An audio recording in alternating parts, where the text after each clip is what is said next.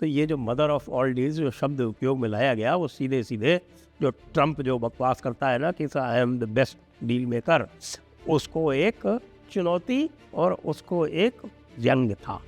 ये जेडी वांस, hypocrite, doggy, पाखंडी, वो पीटर नवारो और ट्रंप, ये 3 लोग जो है वो भारत से ट्रेड डील नहीं होने दे रहे। तो मत होने दो ट्रंप, तू तो आप सोच भी मत भारत के साथ ट्रेड डील करने को, क्योंकि भारत को जो ट्रेड डील मिल गई है ना, वो तेरे से 10 गुनी बेहतर है।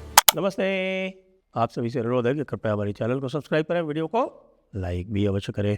और पहले तो खेद, क्योंकि कल हमारा रजिस्ट्रेशन कोंकण समिट मुंबई 21 मार्च के लिए आरंभ नहीं हो पाया। अब ये आज 2 बजे से आरंभ होगा, तो 2 बजे से आरंभ होगा और अर्ली बर्ड डिस्काउंट है 31 जनवरी तक, और डिटेल्स आप नीचे देख सकते हैं। तो आइए बात करते हैं साहब कि कौन कौन से लोग जो हैं वो EU और भारत की ट्रेड डील से बहुत खुश हो रहे हैं, और ये भी बात करते हैं कि कौन से ऐसे लोग हैं ही हो रहे हैं, क्योंकि अब जो है वो भारत ने पूरा यूरोप कवर कर लिया जी। पूरा यूरोप कैसे कवर कर लिया कि देखिए, सबसे पहले भारत ने UK से ट्रेड डील की, ठीक है साहब, फ्री ट्रेड एग्रीमेंट FTA। उसके बाद फिर एक ग्रुपिंग है आपके EFTA, उसमें 4 देश आते हैं, स्विट्जरलैंड यूरोपियन यूनियन में नहीं है, स्विट्जरलैंड, नॉर्वे, आइसलैंड और एक छोटा सा देश है लिechtenstein। तो इनसे जब डील हो गई तो फिर बहुत सारी चीज़ें जो है वो सस्ती हो गई, यानी कि ख़ास तौर से स्कॉच विस्की। हमारे जो टिपलर्स हैं उनके लिए बड़ी अच्छी न्यूज़ ये है कि भाई स्कॉच विस्की जो है वो, हालांकि अभी भी इम्प्लीमेंटेशन की डेट फिक्स नहीं हुई है, शायद 1 मार्च से इम्प्लीमेंट हो जाएगा वो FTA। तो भाई स्कॉच विस्की वाले जो है वो आप लोग बहुत खुशी मनाओ, स्कॉच विस्की सस्ती हो जाएगी। फिर कुछ जो पर्टिकुलर ऑटोमोबाइल्स जो आती है UK से, जैगुआर जैसे, वो सस्ती हो जाएगी। और दूसरी कुछ रोल्स रॉयस इंजन्स वगैरह आते हैं एयरक्राफ्ट्स के लिए और इन सब के लिए, तो वो सस्ते हो जाएंगे, ये चीज़ें सस्ती होंगी। भारत को अब ये तीनों जब डील एक साथ फ्रक्टिफाई हो जाएंगी, यानी तीनों डील जब लागू हो जाएंगी साहब, तो भारत को बहुत लाभ होने वाला है। भारत को बहुत लाभ इसलिए होने वाला है कि भारत की वो गुड्स जिनके ऊपर 25% टैरिफ लगा दिया, खासतौर से टेक्सटाइल, जेम्स एंड ज्वेलरी, और जेम्स एंड ज्वेलरी के अलावा इलेक्ट्रॉनिक्स पे तो नहीं लगाया, लेकिन इंजीनियरिंग गुड्स पे लगा दिया। ये सारी चीज़ें जो है अब यूरोप में आराम से खपत हो जाएगी। यूरोप का भी काफ़ी बड़ा इंडस्ट्रियल बेस है। आखिरकार यूरोप जो है वो दुनिया का सबसे बड़ा एयरक्राफ्ट मैन्युफैक्चरर है, और दुनिया का सबसे बड़ा एयरक्राफ्ट मैन्युफैक्चरर तो है ही, और दुनिया का दूसरा सबसे बड़ा ऑटोमोबाइल मैन्युफैक्चरर है जापान के बाद। वैसे तो आप कह सकते हैं चाइना, लेकिन चाइना जो है वो EV में है, और चाइनीज़ कार्स की डिमांड कोई बाहर है नहीं, वो खास EV जो है वो चाइना की वो ज़रूर बिकती है। तो जो भारत वाले लोग हैं, जो भारत में लोग रह रहे हैं, उनके लिए क्या अट्रैक्शन है भाई? देखिए, यूरोप तो ज़रा हाई एंड तो है ही, महंगा भी है, तो फ्रेंच वाइन्स वाले जो है वो खुश हो जाओ, अच्छी फ्रेंच वाइन जो है वो सस्ती हो जाएगी भाई साहब। और बाकी आपके जो ऑटोमोबाइल्स वाले हैं वो भी खुश हो जाओ, क्योंकि ऑटोमोबाइल्स में भारत जो है वो हाई एंड कार्स पे 110%, और वहाँ से हाई एंड कार्स ही आती हैं, लो एंड कार तो कौन लेता है? लो एंड कार में तो भारत का ही दबदबा है पूरे विश्व में। तो जो हाई एंड कार्स में 110% टैरिफ लगता था, वो घट के पहले 40% होगा, फिर घट के 10% हो जाएगा। तो कहने का मतलब ये है कि भैया वो मर्सिडीज बेंज जो आपको इस समय C क्लास वो 84-85 लाख की मिलती है, वो घट के आपको 50-55 लाख के आसपास मिलने लगेगी। तो फिर भी 50-55 लाख जो है हर एक तो नहीं खरीदता, लेकिन जिनको शौक़ है वो मर्सिडीज़ पर जा सकते हैं, और जिन्होंने C क्लास खरीदी है वो अब ये सोचेंगे कि भाई हमने E क्लास क्यों नहीं खरीदी या S क्लास क्यों नहीं खरीदी। कोई बात नहीं, नहीं खरीदी तो बाद में ख़रीद लीजिएगा। फ्रेंच वाइन्स सस्ती हो रही हैं। फैशन महिलाओं के लिए साहब, महिलाओं के लिए बड़ी खुशखबरी है कि भाई साहब जो फैशन आइटम्स हैं वो बड़े सस्ते होने वाले हैं।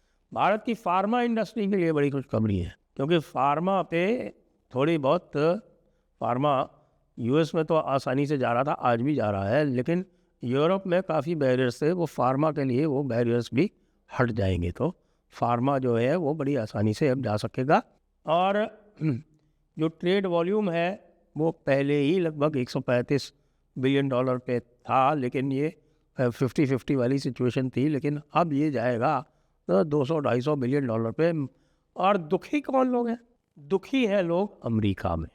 अमेरिका में लोग अत्यंत दुखी हैं, और यहाँ तक कि जो ट्रंप के अंदर खाने के लोग जो हैं, जो ट्रंप क्लब के लोग हैं, वो भी दुखी हैं। इसका उदाहरण देता हूँ। आप ये देखें कि ये स्कॉट बेसेंट और ये लटलिक उर्फ लटनिक उर्फ ल्यूनेटिक 4 दिन पहले तक क्या कह रहे थे? 4 दिन पहले कह रहे थे कि we have punished India for buying Russian oils.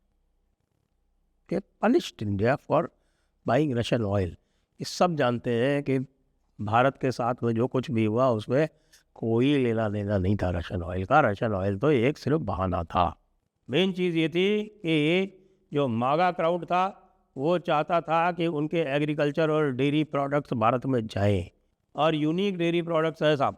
जो डेयरी प्रोडक्ट्स हैं यूएस के वो बड़े यूनिक हैं। उनकी गायों को भी जो है वो मांस खिलाया जाता है, ब्लड पेलेट्स खिलाए जाते हैं। इस तरह का घृणित उनका डेयरी सेक्टर है भाई। ऐसे उनकी डेयरी भारत में कौन लेगा? तो भारत ने तो साफ मना कर रखा है कि डेयरी तो आप एंटर कर ही नहीं सकते भारत में। हमारे यहाँ गऊ को माता माना गया है, और गऊ को आप बीफ खिलाते, और उसके जो दूध को आप चाहते हैं कि आप प्रोसेस करके भारत में बेचे, नहीं होगा। तो जो मागा क्राउड है, जो वोटर है ट्रंप का, जो पागल रेसिस्ट अमेरिकन है, वो पागल रेसिस्ट अमेरिकन जो है वो इस बात से बहुत नाराज़ है। वो कहता है कि साहब कि हम अपने एग्रीकल्चर प्रोडक्ट्स भारत में क्यों नहीं बेच सकते? नहीं बेच सकते क्योंकि भारत का जो फार्म सेक्टर है वो डेवलप्ड नहीं है, उसको प्रोटेक्शन की आवश्यकता है। और हमारी 44% लेबर आज भी एग्रीकल्चर में, कृषि में लगी हुई है। हम उस 44% पॉपुलेशन को आपकी नक्शेबाजी की वजह से सेक्रीफाइस थोड़ी कर देंगे।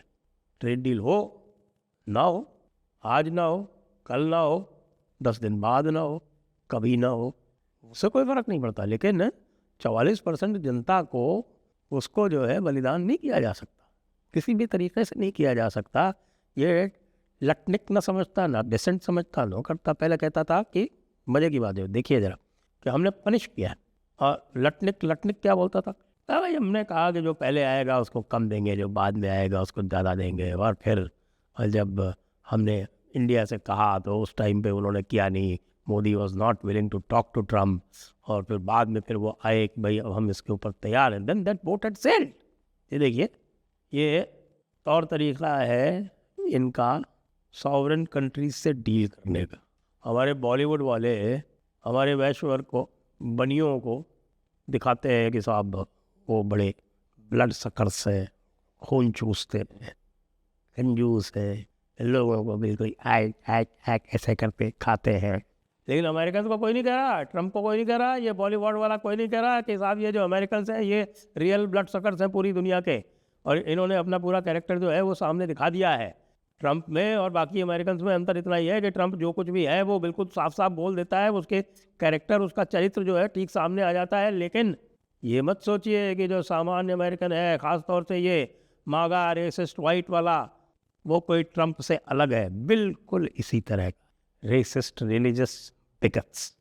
अब कह रहे हैं कि भाई देखिए हमने सैक्रिफाइस किया, पहले कह रहे हमने पनिश किया, बेसेंट कह रहे बेसेंट, पहले कह रहे we have punished India for buying Russian oil.